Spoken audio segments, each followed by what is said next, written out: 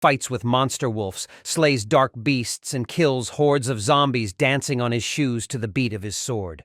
And finally, he makes it rain. He makes the money rain on him. In the dark medieval days, a lonely carriage, driven by the father of the family, passes through a thick, dark, poisonous forest. With many a number of dark creatures lingering around, the children are frightened to the very core, as the carriage has to stop due to a problem with its wheels. While singing a song of the lonely traveler, the elder brother is taking a piss at the far end of the path onto a statue. While the children question the father, who is trying to unravel the wild vines entangled in the wheel, the father calls the elder brother back. Suddenly, huge, thorny vine from a Leshen in the forest pierces the father while the children scream into the night sky. The children, who are descendants of a noble family, just run aimlessly to the thick jungle while the elder brother stands with disbelief. Their father, the horses of the carriage all wrapped and taken apart for pieces by the dark creature, and unfortunately, within seconds, it gets hold of all three girls who ran away and kills them as well. The elder brother runs into the thick forest, through the snow and mud, crying all the while, looking to escape the evil. Just then, he is forced into hiding by none other than the Witcher, Vesemir, the magical fighter who bows to no one. He is sharp, cunning, and witty as he calls out the hiding creature to face him. The Leshen takes a demonic form and switches with a swarm of bats from time to time. But Vesemir is just getting started. He drinks a green magic potion and turns into a demon himself and bludgeons the creature into the night sky. Surprisingly, he doesn't stop there. Washing his blade with another portion, he pierces a tree trunk, revealing the true creature in hiding and burning it in the process. Before dying, the creature says something in an archaic elven dialect to Vesemir, leading him to think it was under someone's control. After saving the young boy, the Witcher takes the gold and silver from his father and leaves the boy there.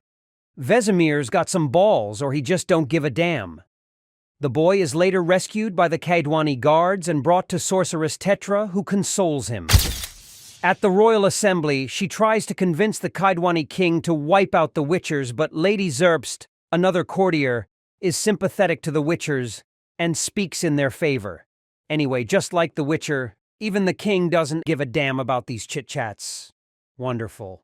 While taking a hot steamy bath with wine and fruit, Vesemir is visited by the elf Filavandrel.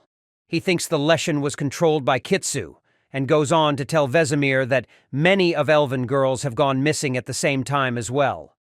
But Vesemir doesn't care for anything if it doesn't earn him any coin, hence the elf leaves disappointed. P.S. Vesemir doesn't care whether he is clothed or nude as well.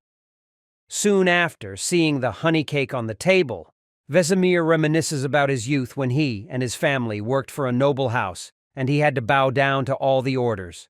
Once, when he had to go to the market to fetch medicine, he was messing around with his best friend and lover, Ilana, and they stole from the market to eat honey cake. Unfortunately, caught by a witcher named Deglin, who came to visit the mistress of the house, and Vesemir got the chance to attend the exorcism, which he did, and defeated the demon creature inside. It was all new and adventurous to Vesemir, and what really motivated him was the gold coins Deglan earned from it afterwards. But Deglan turned him down, seeing his feeling for the blue-eyed girl, Ilana. But later, after giving it much thought, Vesemir decides to leave the servants' cottage, saying goodbye to Ilana in hair sleep. Enticed by promises of coins and riches, Vesemir traveled to Kaer Morhen, dragging himself through knee-deep snow. Walking through storm after storm, he reached the monastery and underwent the training and mutations to become a witcher. In the present day, he arrives at the monastery and meets with his friend and notices other kids brought down for training. At night, in the castle hall, Vesemir discusses the latest warnings for witchers issued by Tetra Gilcrest and throws the paper into the fire with disgust. They are not pleased with the actions of the sorceress at all. Meanwhile, there has been another attack on a group of village men traveling on the road, and the corpses, which are cut into pieces, are being examined by sorceress Gilcrest. Later, Tetra Gilcrest and Lady Zerbst is having tea on the balcony in the mansion, where the lady adopts and provides for many a number of orphan children. The sorceress is not happy with Lady Zerbst's ways in dealing with the witches, and she claims the late Lord of Lady Zerbst had better understanding. In Witcher's castle, the newly recruited children are put to the sword, and they are not happy about their conditions. When they complain about it to Vesemir, he replies to them in a rough way, since it's a privilege to be a Witcher. Just then, he remembers his past and his story yet again. On a cold winter night, Vesemir notices one of his friends crying about the hardships, and he goes and consoles him as much as he can. Surprisingly, he gasps for air and wakes up in a swampy lake, and his friends come and help him. They discover they are given silver medallions and soon realize they are being tested. The medallions vibrate and 3 swamp spirits appear and start to devour the children. Those who cannot get away quickly are done just like that. They gather once again, but only to be hunted by another set of black tiger creatures, who kill most of the children. Vesemir manages to run away and jump out from a cliff while being chased by the creatures. He wakes up with a bruised and battered body in the monastery hospital. Vesemir finds the bloodied medallions of all the boys who never made it out of the swamp, hanging on a tree, and he takes one of them and cries in pain over losing most of his friends. Just then, the medallion vibrates and shows him the way to a secret room where many a number of science experiments are being done. He meets with one of the ancient mages who are responsible for creating witches and any other lost beasts. They inspect a carcass of a hybrid beast, and then Vesemir meets Degland, who informs him to get back to his room. Vesemir gets a letter from his childhood love, Ilana.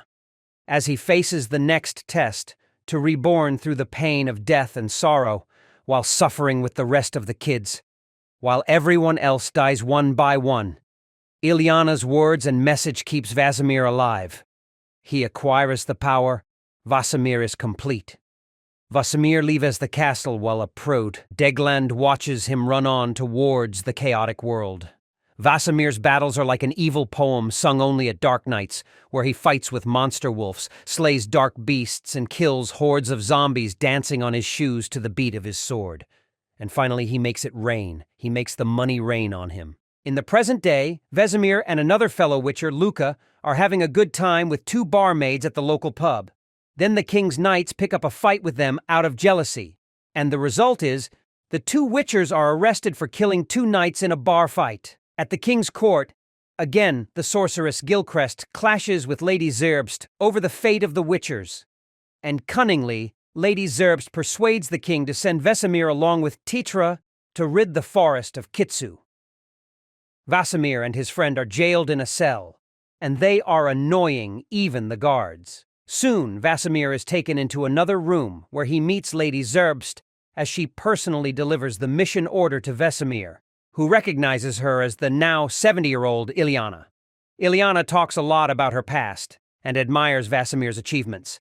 She delivers him the mission and orders to take a companion by order of the king, and ironically, it's the sorceress, Gilcrest. Vesemir promises to Ilana to slay the beast in her name. Vesemir and Tetra set out, and she tells him the story of a young sorceress wrongfully killed by a Witcher as part of a con, and that she is convinced that all Witchers are corrupted. Traveling on horseback, Tetra suddenly gets a feeling of witchcraft and soon discovers they were almost going towards an illusionary trap set on the border of the forest. They find Kitsu, mutated and looking down at them from the top of a temple and now able to cast powerful illusions with her basilisk. The basilisk flies down to encounter both the Witcher and Tetra, and the duo join forces to battle the beast. By no means it's an easy battle because the basilisk is one hell of an ancient powerhouse with all the magic power and brute strength. Finally, Tetra traps it in a dome, and Vesemir shoots fire at it to burn the creature, and they kill the monster, but Kitsu escapes, after creating one final drama to create a distraction for it to escape. Following Kitsu, the pair come across an old and abandoned elven school where there has been suspicious activity. They walk deep into the hallways and discover the rotting bodies of the other missing female elves. They rescue the captured Filavandrel, who explains that Kitsu tried to replicate the experiments that were done on her, and they come to the conclusion that Witchers were responsible, creating new monsters to keep them in business. They soon find a young elven girl, who is still alive, and Filavandrel defends her from Tetra. Vesemir allows his friend to take the little girl back to her own kind, and Vesemir surmises that the monsters he encountered were probably created in Kaer Morhen and leaves to confront Deglan. As he departs, Tetra destroys Kitsu's den with her ability of magic as she creates an avalanche onto it. She finds Kitsu later surveying the destruction and blames the Witchers. Back at court, she likewise tells the king of the Witchers' responsibility in the recent monsters' attacks and is given authorization to lay siege to Kaer Morhen. The king has Luca wrongly executed despite Lady Zerbst's protests. She then escapes to warn the Witchers. Vesemir storms the Witchers' castle looking for answers to the accusations and discover crossbreeds in the portion tanks. Soon he encounters Deglan and he admits to Vesemir creating the monsters, including Kitsu, to protect their way of life, and soon the duo gets into a fight, only to be separated by the mage and Ilana's arrival. She brings news of Tetra's siege to the castle. Just before the battle, Vesemir admires Ilana and share an emotional kiss with her. Deglan and Vesemir meet with Tetra to come to a settlement, but they only arrive at the conclusion of war. Tetra and the local townsfolk attack Kaer Morhen, the castle with Kitsu and her monsters appearing from the portals. Ilana helps the Witcher recruits flee into the mountains. The battle is so brutal and unforgiving as Kitsu has released her many monsters. The Witchers fight with their hearts out as they grow weaker in numbers with the passing second. Deglan watches as his fighters fall one by one. And finally, Vesemir is taken away by huge beasts. Deglan gives out orders and continues to massacre the beasts. Vesemir fights back by punching and slashing the beast until the guts come out and he goes on to defeat another 2 beasts while falling down from the sky. Is this man even human? Vesemir stylishly arrives at the castle from the sky, riding the dead beast right into battle. Deglan is glad to see his best soldier back, orders him to chase Tetra. Vesemir takes a shot of his portion and gives rise to his magic self. Vesemir confronts Tetra, who has captured the mages and is holding them hostage in the basement. Kitsu arrives and plunges Vesemir into an illusion where he married Ilana and had a family. It's all he ever wanted, but in another time, in another life. However, Vesemir is able to break out of the illusion and engages in a fierce battle with Tetra and her forces. This is a man with a fiery purpose as he slashes the throats of all the soldiers in one go and save Ilana. Then proceed to attack Tetra with power and magic combined. Vesemir is able to slay the sorcerer Tetra and goes on to kill Kitsu as well. Just then, the illusion of a mist rises only for it to be revealed as another illusion. He had instead mortally wounded Ilana and killed the mages, meaning that the art of creating more witches died with them. The real Tetra emerges and starts the fight again, revealing she is the daughter of the sorceress, killed by the swindling Witcher before being killed by a dying Deglan. He asks Vesemir to find the recruits and make them into better men before succumbing to his wounds.